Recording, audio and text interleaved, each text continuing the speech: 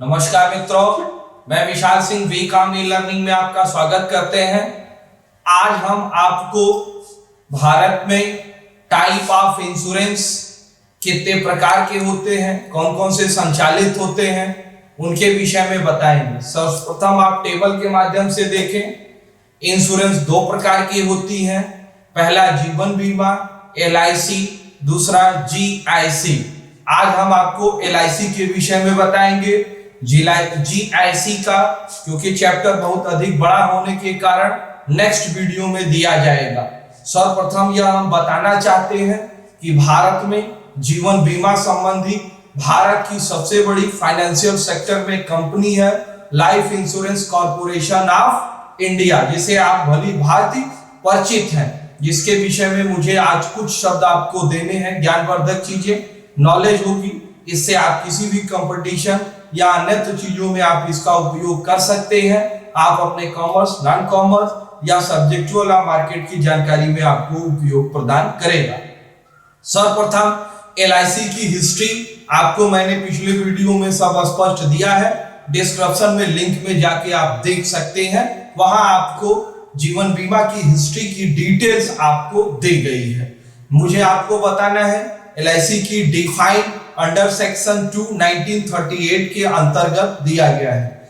LIC की head office Mumbai में है, 8 जोनल ऑफिस है, 113 डिविजनल ऑफिस है, 2048 इसके ब्रांच ऑफिस है, 1048 सेटलमेंट ऑफिस है। भारत में यह रोजगार देने की सबसे बड़ी संस्थान है। मैं आपको स्पष्ट बताना, रोजगार में आज भारत में भारतीय जीवन बीमा निगम के 15 लाख से अधिक एजेंट काम करते हैं। यह जीवन बीमा को कंट्रोल करने के लिए IRDA का गठन किया गया, जो मल्होत्रा कमेटी के द्वारा हुई, जो रूल रेगुलेशन बनाती है। नेक्स्ट वीडियो में हम इसके विषय में आपको डिटेल्स बताएंगे। आपको बताना है टाइप ऑफ पॉलिसी। LIC की कुछ पॉलिसियां मार्केट में क्या है, जिन्हें हम आपको यह स्पष्ट करना चाहते हो, मेरा इंश्योरेंस की कोई पॉलिसी बेचने का उद्देश्य नहीं है। हम सिर्फ आपकी जानकारी के लिए, आपके पर्सनल नॉलेज की डेवलपमेंट के लिए मैं बता रहा हूं। ये मत सोचिएगा कि मैं LIC का बता रहा हूं तो और कंपनी कहां गई सर। ये और भी कंपनी को आप सर्च कर सकते हैं, मेरे वीडियो देखिएगा, और भी कंपनियों का मैं डिटेल्स आपको दूंगा। सबसे फर्स्ट है टर्म इंश्योरेंस पॉलिसी, निश्चित समय की वो पॉलिसी लेते हैं। होल लाइफ पॉलिसी सेकंड्स, जिसके अंतर्गत कोई भी व्यक्ति 100 वर्ष की पॉलिसी ले सकता है। इंडोमेंट्स इंश्योरेंस पॉलिसी, जिसके अंतर्गत आप amount 3 year, 6 year, 9 year, 12 year का ले सकते हैं, जिस अमाउंट की प्रीमियम का भुगतान आप मंथली, क्वार्टरली, 6 मंथली या ईयरली कर सकते हैं। नेक्स्ट है आपका मनी बैक। आप LIC कराइए एक निश्चित ड्यू के बाद, जैसे कोई LIC आपने 30 ईयर कराया, सपोज मनी बैक का प्लान लिया इन 5 ईयर, तो 5 ईयर में कुछ आप प्रीमियम जमा करते रहिए, कोई दिक्कत है। 5 ईयर में कुछ अमाउंट आपको रिफंड होगी, अगर लेंगे तो ठीक, नहीं तो वो अगर आप नहीं लेना चाहते हो तो वो उसी पॉलिसी में पैसा ऐड हो जाएगा। नेक्स्ट है चिल्ड्रन इंश्योरेंस पॉलिसी। भारत सरकार में चिल्ड्रन इंश्योरेंस पॉलिसी के अंतर्गत मेल या फीमेल बच्चियों की शिक्षा के लिए बहुत ही स्पेशल प्लान चलाती है, क्योंकि एक निश्चित एज के बाद आप उन्हें एक अच्छी, बेहतर स्वास्थ्य, शिक्षा, टेक्निकल एजुकेशन दे सकते हैं। आप बचपन में वो बच्चे 2 वर्ष के, 4 वर्ष के, 6 वर्ष के हो, आप पॉलिसी ले लीजिए, प्रीमियम जमा करिए। जब उनकी उम्र 18 वर्ष हो जाए, 20 वर्ष हो जाए, आपको मेडिकल पढ़ाना हो, आपको इंजीनियरिंग सेक्टर में ले जाना हो, एरोनॉटिक इंजीनियरिंग कराना हो, आपको अपने बच्चों को फॉरेन में पढ़ाना हो, तो आपको निश्चित पैसे की आवश्यकता पड़ेगी। आप चाहे तो इस पॉलिसी का लाभ लेकर के आप प्रीमियम जमा करके आप अपने बच्चे को नेशनल एंड इंटरनेशनल लेवल का एजुकेशन प्राप्त दे सकते हैं। रिटायरमेंट इंश्योरेंस पॉलिसी, आप नौकरी करते हैं, आप व्यवसाय करते हैं, आप कोई भी कार्य करते हैं, आज आप कार्य कर रहे हैं, आपके शरीर की क्षमता है, आप मैक्सिमम इनकम प्राप्त हो, लेकिन एक समय बाद आपकी शरीर थक जाएगी, आप थक जाएंगे, कार्य नहीं होगी और पैसे की आवश्यकता कम नहीं होगी, बढ़ जाएगी। उस बढ़ने के लिए फ्यूचर प्लान को अपना साउंड मजबूत बनाने के लिए आप एक रिटायरमेंट इंश्योरेंस पॉलिसी लेते हैं कि वह राशि जब आपकी उम्र 58 ईयर, 60 ईयर, 65 ईयर, आप एक एज बनाएंगे कि हम किस पर रिटायर हो रहे हैं और उस पर आपको वो पॉलिसी ले सकते हैं और उस पर कुछ राशि प्राप्त होगी। अनदर मैक्सिमम एलआईसी की पॉलिसी है। भारतीय जीवन बीमा ही एक ऐसी कंपनी नहीं है कि जो इंश्योरेंस करती है, अन्यत्र कई कंपनियां हैं। आप अपनी सुविधा के अनुसार कोई भी पॉलिसी ले सकते हैं। Need for the LIC, LIC की आवश्यकता क्यों पड़ती है? सबसे पहले कोई भी व्यक्ति बीमा जो करता है वो उसकी जो कीमती सुरक्षा, यदि आपकी मृत्यु हो जाती है तो व्यक्ति की मृत्यु की परिकल्पना को किसी भी प्रकार में उस कंपनसेशन को उस परिवार के रूप में पूरा नहीं किया जा सकता, लेकिन उस परिवार की आर्थिक क्षति को पूरा करने के लिए इंश्योरेंस आती है कि उस परिवार का संचालन, बच्चों का पढ़ाई लिखाई, बच्चियों की शादी विवाह, इस संबंध में कैसे खर्च चलेंगे, भरण पोषण क्या होगा। इंश्योरेंस के अंतर्गत हम उस रिस्क का वैल्यूएशन करते हैं और वह यदि कोई, ईश्वर से मैं यही प्रार्थना करूंगा किसी भी व्यक्ति का इस प्रकार से कोई दुर्घटना न हो, यदि कोई दुर्घटना होती है तो इंश्योरेंस के अंतर्गत उस राशि से आप पैसे की उस परिवार की आर्थिक रूप से क्षतिपूर्ति की जा सकती है। नेक्स्ट है मृत्यु का संकट, डेथ की रिपोर्ट में इस संकट को पूर्ण करता है। यदि आपके पास पैसे, इन्वेस्टमेंट प्लान है या फ्यूचर में आप अपने भविष्य को बना सकते हैं, यह आपके वित्तीय आवश्यकता को पूरा करती है। नेक्स्ट आपके लिए है a character of the LIC.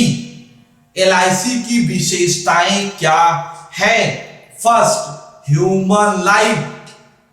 LIC जीवित व्यक्ति का होता है। जीवित व्यक्ति को छोड़ के यदि आपको इंश्योरेंस करानी है तो मेरे नेक्स्ट वीडियो में आप देख सकते हैं, वहां किसके अंतर्गत जाना पड़ेगा? जीआईसी के अंतर्गत जानी पड़ेगी। वहां अलग अलग हम आपको एक एक करके बताएंगे, जिसमें आप जीआईसी के अंतर्गत marine insurance, fire insurance, motor vehicles insurance, cattle, etcetera और भी आप देख सकते हैं। Contract provide to payment lump sum money, अगर कोई भी कैजुअलिटी होती है तो यह एक निश्चित अमाउंट उस परिवार को दिया जाता है। Rule and regulation of the policy, IRD एक रूल बनाई है, उस रूल रेगुलेशन के अंतर्गत हमारी इंश्योरेंस कोई भी कंपनी, एलआईसी ही क्यों न हो, वो एक रूल्स के अंतर्गत काम करती है और उसे अपने कमिटमेंट को पूरा करना हो। आप free of the policy decided, एक व्यक्ति पूर्ण रूप से यह स्वतंत्र है कि वह कौन सी पॉलिसी को डिसाइड करेगा। इस पॉलिसी के लिए आप स्पेशल क्लास, किसी विशेष कंडीशन में एलआईसी या अन्यत्र कंपनी द्वारा कुछ व्यक्तियों को स्पेशल कंडीशन में छूट दी जाती है, जैसे कुछ विधवा महिलाओं के लिए, हैंडीकैप्ड के लिए, कुछ एक्सीडेंटल डेथ केसेस के लिए कंपनियां आपको स्पेशल क्लास देती है। एलआईसी की प्रोसेस क्या है शॉर्ट में बताना चाहेंगे, क्योंकि बहुत कुछ एलआईसी के विषय में आप बस नाम ले लीजिए, एजेंट आपके दरवाजे आ जाएंगे। भाई वो क्यों आएंगे? उनको एक निश्चित दर से कमीशन प्राप्त होता है, उनकी भी परिवार की एजेंट के रूप में कमीशन मिलती है, जिससे उनके खर्च चलते हैं। प्रोसेस ऑफ द एलआईसी, सबसे first selection of the insurance policy. कई पॉलिसियां हैं, आप अपनी आवश्यकता अनुसार किसी एक पॉलिसी की आप चूज कर सकते हैं। आप पहुंचे हमको इंश्योरेंस कराना, वो कह सर ये है, ये करा लीजिए ना, ये गलत बात। आप उस पॉलिसी को पूरा पढ़ें, उस अपनी आवश्यकता के अनुसार देखें कि आपकी कंडीशन को वो फिलअप करता है कि नहीं। Selection of the insurance policy, prepare the proposal for, तब आप उस पर पॉलिसी का फॉर्म मांगे जिस पर आप नेम एंड एड्रेस, कंडीशन देखें, अपना प्रीमियम देखें, मैच्योरिटी अमाउंट देखें, तब उस पर आप सिग्नेचर करें। डॉक्यूमेंट्री रिपोर्ट, डॉक्टरी रिपोर्ट, क्योंकि अगर मेडिकल वगैरह का पड़ता है तो एजेंट आपसे आपकी फुल फिलअप, आप हेल्थ इज वेल्थ, आप एकदम स्वस्थ हैं, इसका प्रमाण पत्र अगर वो आवश्यकता पड़ने पर वह मांग सकती है। सेंड टू कंपनी, एजेंट उस फॉर्म को कंपनी को भेजेगा। एक्सेप्ट ऑफ द कंपनी, आपकी पॉलिसी 90 क्या कहेंगे 100% लगभग, स्पेशल ही कंडीशन में कोई भी पॉलिसी कंपनी रिजेक्ट करती है, रिजेक्ट भी नहीं करती है, वो रिटर्न करती है। कोई भी चीजें फॉर्म में भरने से यदि छूट गया है वो एक चांस देती है कि आप पुनः भर के उनको भेज दीजिए। एनी हाउ, किसी कारण से वो रिजेक्ट कर देती है तो आप पॉलिसी भर देने से वो नहीं होगा जब तक कंपनी उसे एक्सेप्ट नहीं करे। जब कंपनी एक्सेप्ट करेगी तो ये ध्यान रखिएगा, मॉनेटरी टर्म, प्रीमियम की अमाउंट की अदायगी आपको करनी पड़ेगी। आप फॉर्म भर के भेज दीजिए, कंपनी एक्सेप्ट कर ली नहीं, आप प्री इंश्योरेंस चालू कब माना जाएगा? जब आप उसके प्रीमियम का अमाउंट भरने के बाद आपको उसकी एक रसीद मिलेगी। नेक्स्ट, बाई पोस्ट आपको पॉलिसी की डीड के रूप में एक सर्टिफिकेट मिलेगा जिस पर आपका डिटेल्स, आपका LIC का पॉलिसी होल्डर नंबर और आपका सम मैच्योर्ड अमाउंट क्या होगी वह उस पर स्पष्ट रूप से लिखा रहेगा। नेक्स्ट हम आपको बताएंगे claim of the LIC, Bharatiya Jeevan बीमा के दावे कैसे कर सकते हैं। सबसे फर्स्ट मैं आपको यह कहना चाहूंगा, दुखद बात है, आपकी कोई दुर्घटना न हो, आप स्वस्थ रहें। यदि कोई दुर्घटना होती है तो उसके संबंध में क्या पॉलिसी है। सबसे फर्स्ट क्लेम फॉर्म, दावे का प्रपत्र आपको भरना पड़ेगा। यदि किसी भी व्यक्ति की कोई भी मृत्यु हो जाती है तो नियरेस्ट, आप जैसा कि अभी जौनपुर में कराए, अब व्यक्ति दिल्ली में रहे तो आप दिल्ली में भी अपने नियरेस्ट ब्रांच पर जाकर के इसकी इंफॉर्मेशन दे सकते हैं। देने के लिए उस फॉर्म में नेम, एड्रेस, पॉलिसी का नंबर, पॉलिसी का photo state, medical report, death certificate अगर प्राप्त हो गई हो तो वो सारे कागज लगा के वहां आपको जमा करने पड़ेंगे। नेक्स्ट है death in relationship of document. Documents में देखिए मैंने अभी आपको बताया कि आप जब पॉलिसी करेंगे तो आप नॉमिनी स्पष्ट रूप से देना पड़ेगा। तो जिस भी व्यक्ति को उसने नॉमिनी बनाया उसका क्या रिलेशन है उसको उसे अपने प्रपत्र प्रस्तुत करने पड़ेंगे। नेक्स्ट है नॉमिनी। नॉमिनी LIC जब आप करते हैं तो उसमें कॉलम दिया है, नॉमिनी भरना अनिवार्य है क्योंकि LIC दुर्घटना का ही है। आपके न रहने पर उस पैसे पर किसका राइट होगा यह LIC निर्धारित करती है। ये किसके अंतर्गत निर्धारित करती है? नॉमिनी के अंतर्गत। वहां नॉमिनी देंगे, नॉमिनी को दिया। नॉमिनी कुछ कंडीशन है, अगर नॉमिनी नहीं दी है तो आपको लीगल फॉर्मेट के अंतर्गत यदि व्यक्ति ने वसीयत दी है तो वसीयत के आधार पे उस व्यक्ति को पैसे दिए। यदि उसने किसी भी अपने उत्तराधिकारी को घोषित नहीं किया गया है तो कोर्ट के माध्यम से सक्सेशन फॉर्म भरवाना पड़ेगा। कोर्ट डिसाइड करेगी, जिस व्यक्ति को डिसाइड किया जाएगा वह व्यक्ति उस राशि को प्राप्त कर सकता है।